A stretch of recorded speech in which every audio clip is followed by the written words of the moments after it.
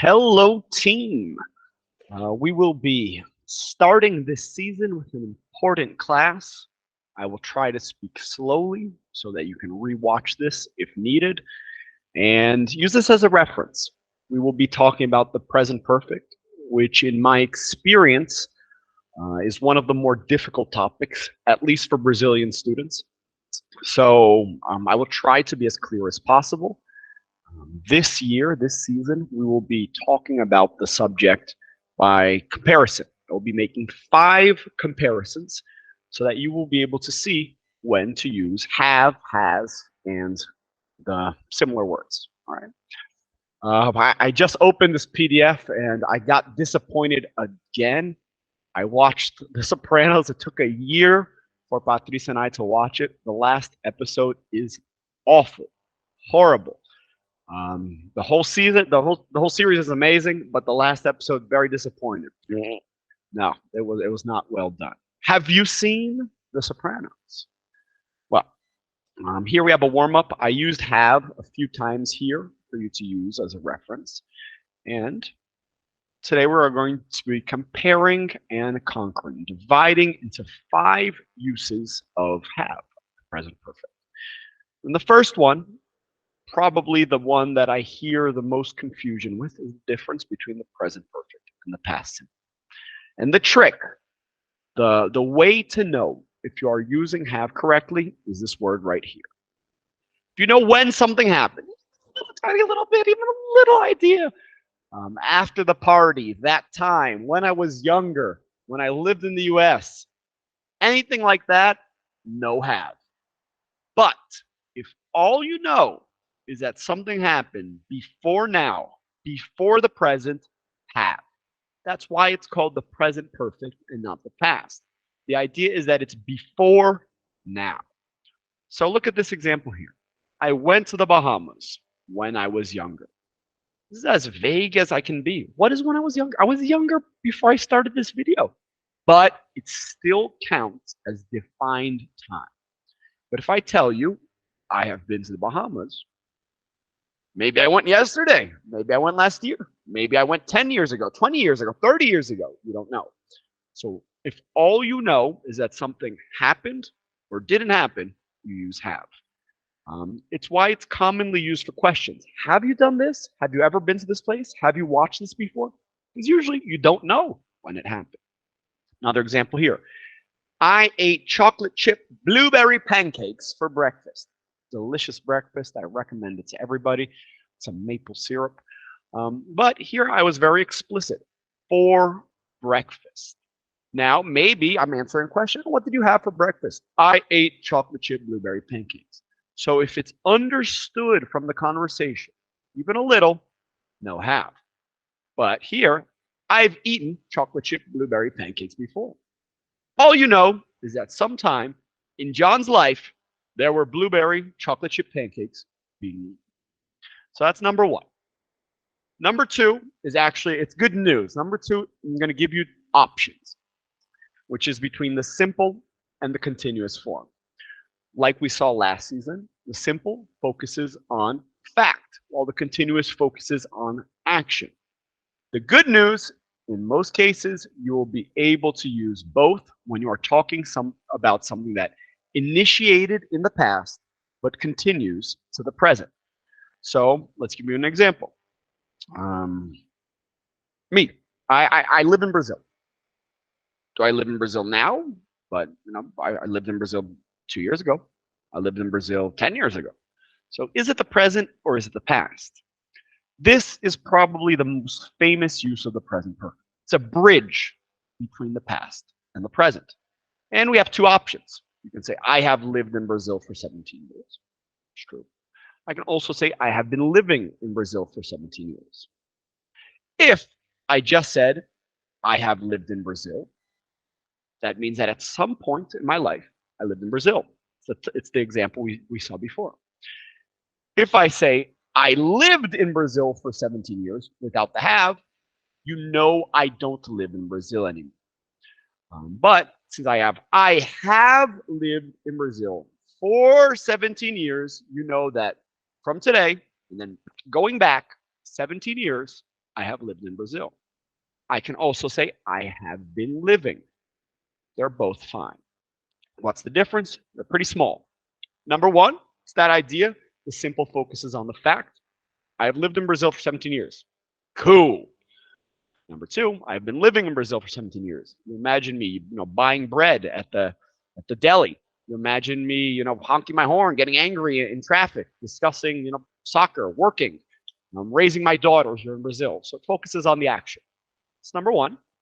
Number two, with the simple form, maybe I'm not going to live anymore.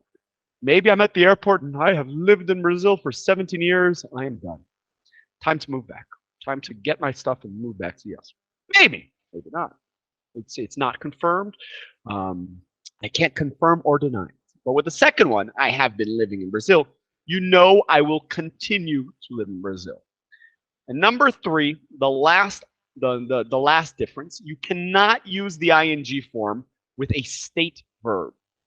State verbs are verbs where nothing really happens. And I'll give an example with no. So I can say I have known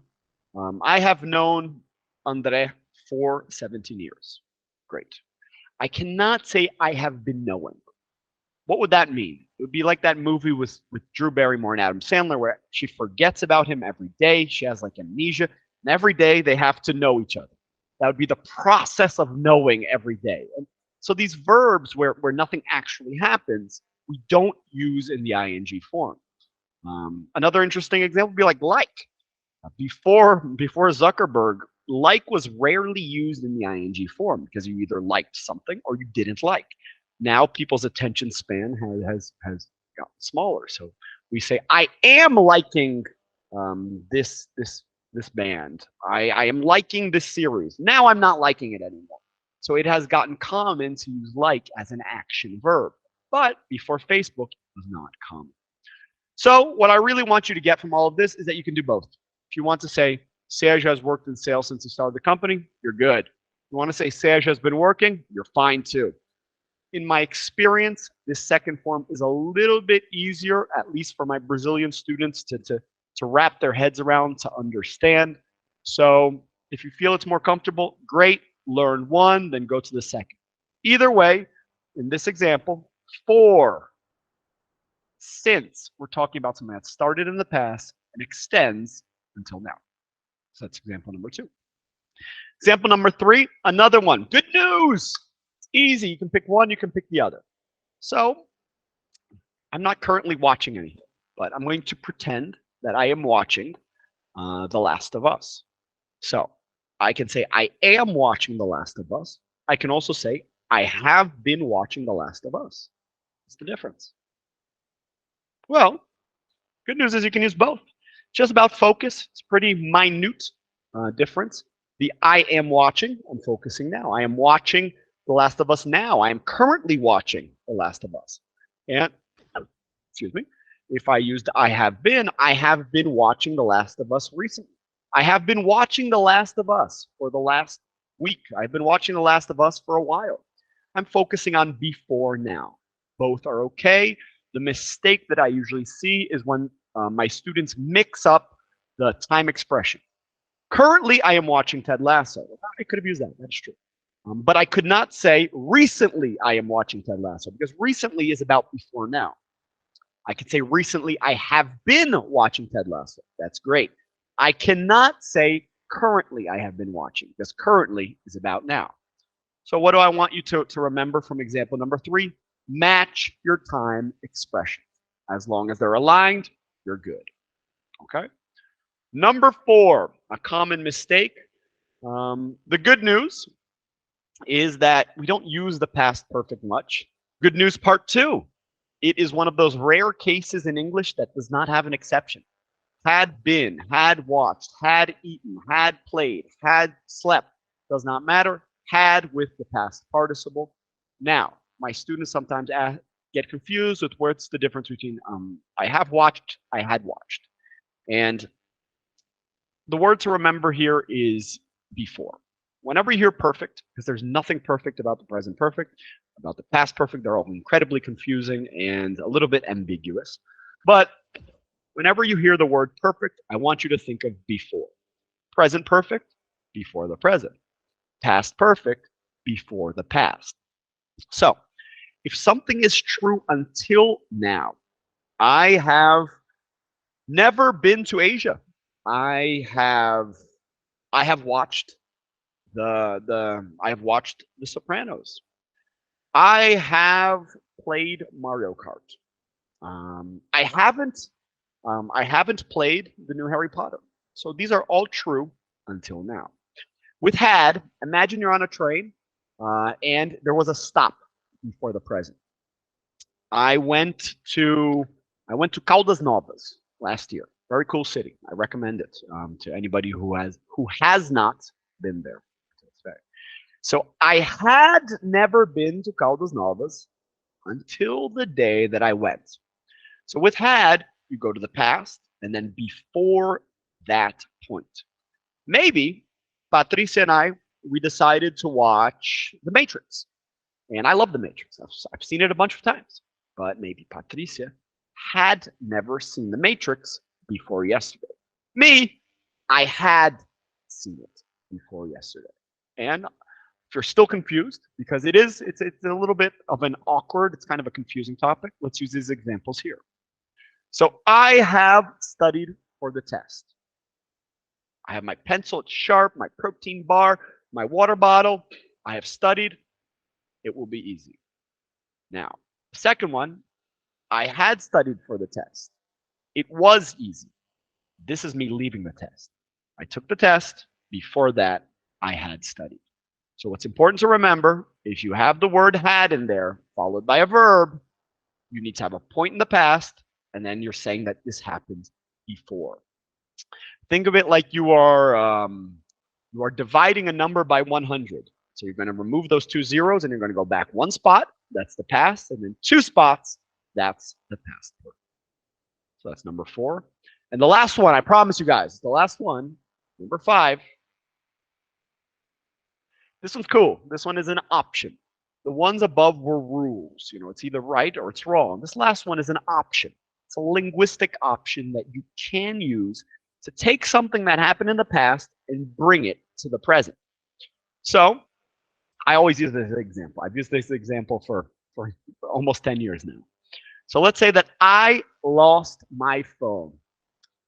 It's gone. Go to the store. I'm really sorry. Maybe it was run over by a car. Maybe it was stolen. Maybe it fell into a ditch and then it disappeared and I couldn't get it and it's done. So if I say I lost, I'm using the past. It's done. It's finished. But if I say I've lost my phone, I add that I've lost my phone. I'm saying it's not finished.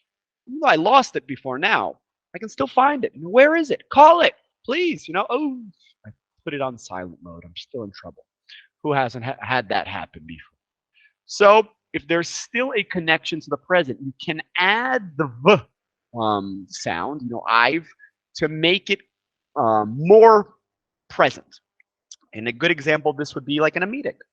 So let's say that you work with tech. You are a programmer, a developer, and your sprint this week, you had a mission, you had something to do, and even though your meeting's on Friday, you finished on Tuesday. So then the Friday meeting comes and you say, oh, I have updated the system, I have finished this, I have prepared this. Why? Did this on Tuesday. It's the past. But you're telling the people this is new information. I'm bringing this to the present. So it's an option that you have to leave information that finished, that happened in the past, more into the now. Let's see the second example. I arrived from Santiago yesterday. The trip was fine. Done deal. It's over. Now, second one, I've arrived. I'm outside. Bam, bam, bam. Let's go. You said you were ready. I'm waiting here. I can't stop here. So I've arrived. The car, it's here. It's stopped. But it's not finished until you come downstairs and get in the car. So it's still affected by the present. Now, how will you practice all of this craziness? You will think of 5 pairs of examples. The only rule, you need to be in your examples. Make them about you.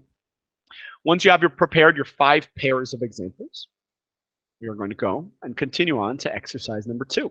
Yeah, this is a longer class, but it's an important one. And you can use this as a reference going on. These are a lot of time expressions. I like to do some reverse engineering where if you hear these words, you kind of know when you should have, or not. If I hear ever, have you ever done this, you're probably going to have that have. I have already finished. I haven't finished yet. So these words, they're good indicators that you should use the word have. And remember, guys, I'm not asking you in the middle of it, wait, let me see if I need to use have or not. No, that's not what we're talking about. What this is a reference. What does that mean? When you're speaking, you'll hear yourself speak. Maybe sometimes your ear will kind of tingle like Spider-Man, but something's wrong. You can use this as a reference to auto-correct yourself, to self-correct so that next time you do it better. Eventually, it'll become automatic. So don't feel the need to get everything right the first try. You won't. It won't happen. And then maybe when you feel comfortable learning this, you'll still make a mistake, and that's fine. That is not the problem. But what we're trying to do is constantly take one more step forward. So take this seriously wherever you are. If you're a master, become a master +1. If you're a newbie, take that first step. If you're in the middle, learn something new. That's what I'm asking. So I want you to match these time expressions with the different times. Some of them will fit with more than one. That is fine. But try to think about where you usually hear them. Some conversation starters. We have a bunch of questions here just to get you to practice those haves. And let me see which one I'm going to pick to answer. Have you learned by teaching? Perfect. Me, I learn by teaching all the time. I have awesome students. They're all super intelligent. They all know about different stuff. And I love asking questions that they will teach me. So when I need to teach something, I often find that by the end of the week, I have developed my skills as well, and I have improved. So I'm already going to jump into the challenge, which is to learn to teach, teach to learn. Pick somebody, pick your study buddy, grab them by the ear and say, I'm going to teach you about the present perfect. And what you will do is you will try to explain these 5 topics that we saw. And if you do it well, congratulations. But if you have some difficulties, you will discover that by teaching, you will see what questions you have. So that is your challenge for this week. It was a longer class than usual, but it's an important class. Take it seriously. It's why it's episode 1, and we will use this as a reference in the rest of the season. All right, team? Thank you, and I will see you in class.